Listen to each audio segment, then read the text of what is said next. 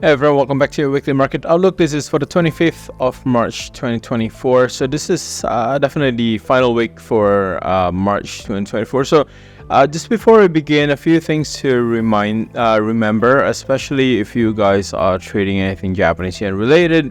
We're expected to see a little bit of an end of the month adjustment, especially for those Japanese yen pairs, because it's end of financial year in Japan.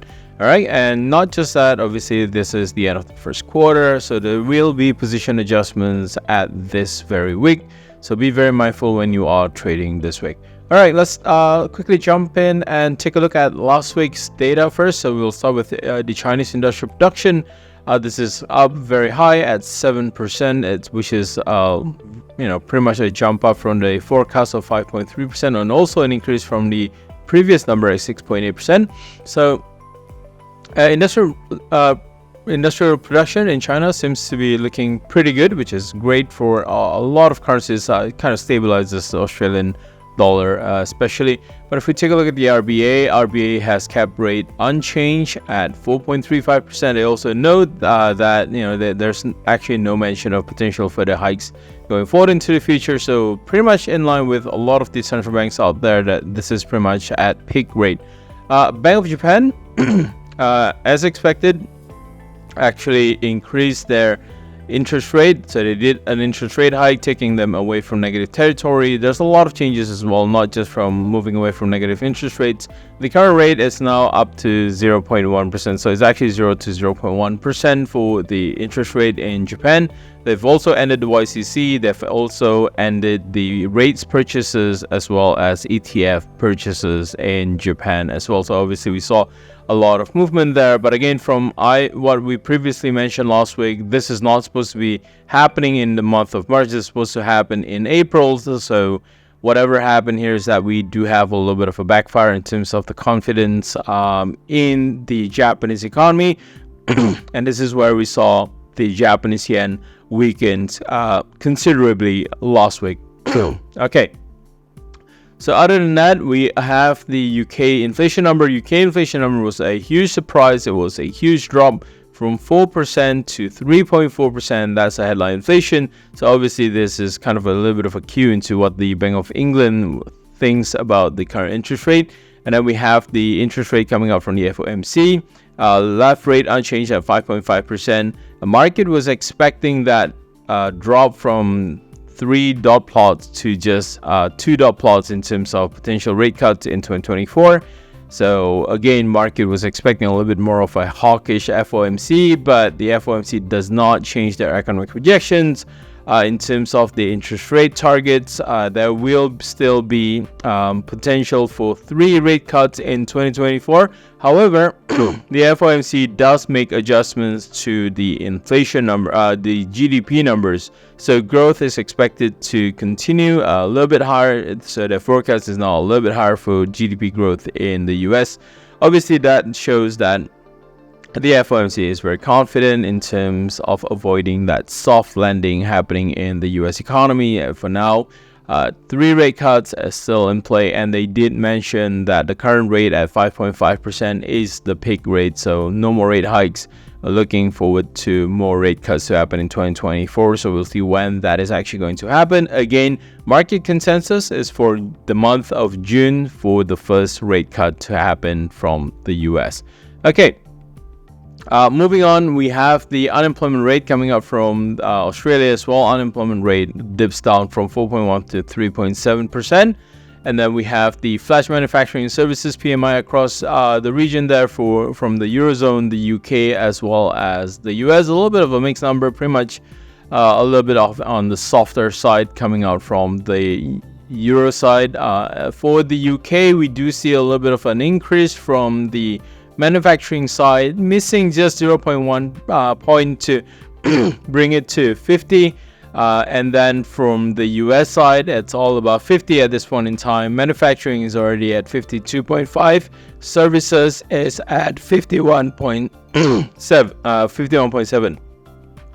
All right, coming up for the Bank of England, if we take a look at the voting number from the Bank of England, 0 votes to hike rate in the UK, 1 vote to cut rates, 8 pretty much neutral at the current rate of 5.25%. So again, looking at this, Bank of England, FOMC, RBA is pretty much at that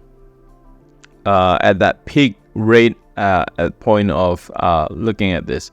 All right, the surprise last week was the Swiss National Bank became the first major central bank to actually cut interest rate. They did so by cutting 25 basis points, taking it down from 1.75% to 1.5%. The reason for the cut, they were citing the Swiss franc to be of too strong of a currency, so they're actually doing that to kind of weaken their currency. So again, this is obviously the first central bank, the major central bank that does their interest rate cut, and we can see the damage that was done through this interest rate cut. Being the first major central bank to do so, currency was pretty much smashed last week. So we'll take a look at that on the dollar Swiss as well. Other than that, we actually don't have a lot. UK retail sales, a little bit of an improvement and 0% growth rather than negative growth. But yeah, that's pretty much it for last week. A pretty intense week. All right, for this week, we are going to have a little bit of a quiet week. Obviously, Good Friday is going to be on Friday, right? Pretty much major markets are going to be closed. Tokyo core CPI is going to be released there. But the PCE numbers from the US will be released on Friday. So I think apart from the US, all other Western countries will actually observe Good Friday. So Australia is going to be closed. Euro is going to be closed. The UK is going to be closed as well. Durable goods orders on Monday. So on Tuesday, Australian inflation. On Wednesday, Australian inflation expected this one to pick up a little bit from 3.4 to 3.5%. As long as it doesn't go past that 0.1 boundaries, it can go up and down 0.1%. I don't think it would actually have a lot of impact into the market. US final GDP will be released on Thursday, and because of that mention from the FOMC that they have increased their GDP projections, this will be a high impact news. Okay, for now the final GDP is going to be at 3.2%. We're just looking at that from the preliminary GDP numbers, but looks like it's actually going to be pretty stable, about 3%. So for as long as we have that GDP growth above 3%, it's still going to be good for the US economy. All right, so let's just jump in onto the technicals. First things first, let's take a look at the dollar Swiss. So the dollar Swiss has finally broken that 89 cents level. In fact, this has come back and be capped at 89. Now taking a look at the technicals here, in terms of the change of character that we have seen for the dollar Swiss here, the whole movement actually started when it breaks above 86 cents. That's pretty much early January, and over that it has been consistent. We have seen 2 break of structure. We have also broken an equal high at 89 cents. So this one here is continuing to push up higher. That green box that you see that's a little bit of a fair value gap. So we are well supported for the dollar Swiss.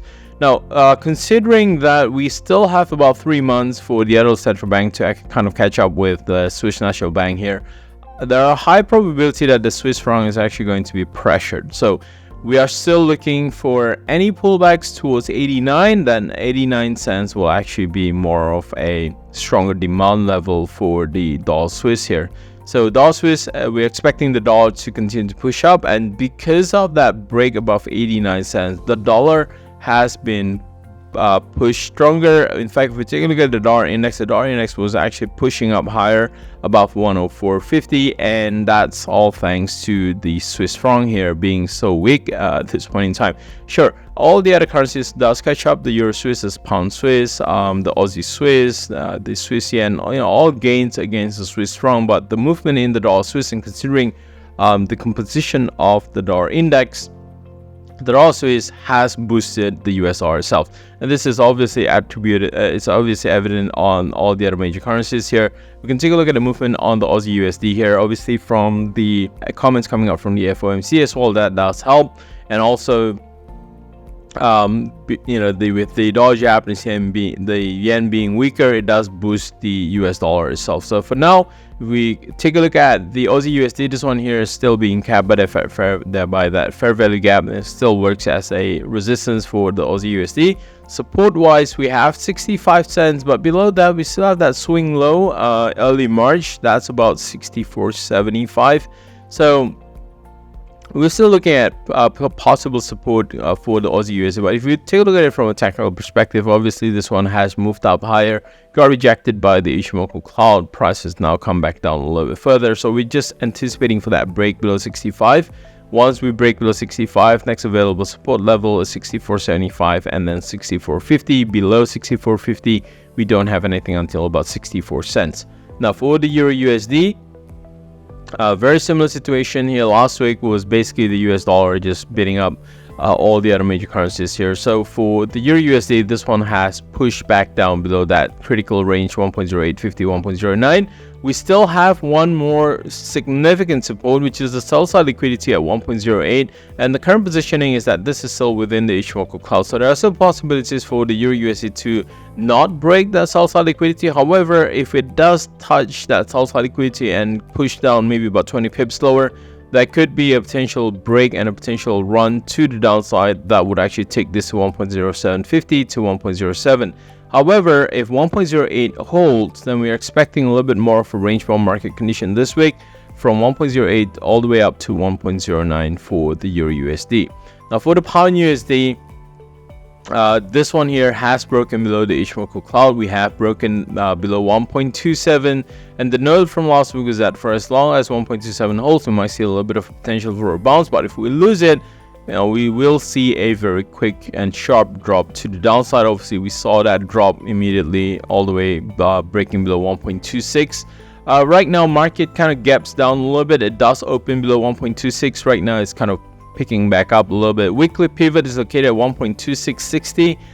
And that's also where the Ichimoku cloud is located. So any short-term correction to the upside for the Pound USD is likely going to be limited to about 1.2650, 1.26. Any selling that happens there, it means there's an indication in the market to take this down to the bullish order block pretty much at 1.25, 1.2550 for the Pound USD.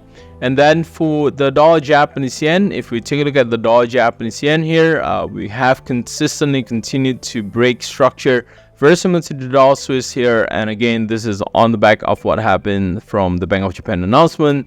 I think everyone was just selling the rumors, buying the rumors and selling the fact on the very day itself. We have seen this one pushed up higher and created a fair value gap. That fair value gap, if we take a look at the CE or the consequent enrichment level, is actually located at 150. So we have a strong support at 150. In terms of resistance, we are pushing higher, we are grinding higher, but we have not touched that 152 level. There are also several changes in terms of where the Ministry of Finance, Finance Ministry is actually going to intervene for the Japanese yen. It's actually now a little bit higher at 153, 155. So with that anticipation in mind, I think what we could see from here is that we would still see the Japanese yen being pressured here. We might see a little bit of a correction, but 150 could potentially be the level where a lot of carry traders are actually going to come back and buy the dollar Japanese yen, and that could take this a little bit higher. Obviously, resistance is still going to be at 152, but if you take a look at the weekly pivot here in terms of support area, we're looking at 150 as a potential support there. So between 150.75 to 150 as a potential support. In terms of resistance, you can take a look at where the ranges are. It is already above 153 at this point in time, with the R2 capping in at 153.68 for the dollar Japanese yen. All right, lastly, we have gold. For gold, we have another break of structure, and this is very important. And the two fair value gap that we have at the beginning of March there, that we haven't actually seen a return to that level. In fact, if we take a look at where the support is currently, it is pretty much at the high, previously at around December there. 4th of December high. And then if we take a look at where it is, it's pretty much at about 2150 for the gold here. So 2150 is a strong support. And in fact, what's interesting is that 2150 is also the 23.6% Fibonacci retracement for gold. So this one here is actually at the very tip of the market here. There's a potential for a correction, but the market is just not giving out as of yet. They're not giving out the fight here. So a lot of focus on 2150. If that holds, then we might see that run back towards 2200. However, if 2150 breaks, then we anticipate that pullback towards 2100 for gold. All right, so with that, that's pretty much it for this week. Into fundamentals, a little bit quiet. Remember that Friday, last day of trading in March, is going to be a quiet day. That's a good Friday. A lot of the markets in the world is actually going to be closed. So again, this is the last week for Friday. A lot of position adjustments. So be very mindful when you are looking at holding your positions over the month of March. There might be a lot of position adjustments, so we do expect a little bit of a choppy volatility in the market this week. So with that, good luck with your trades, and I'll see you soon.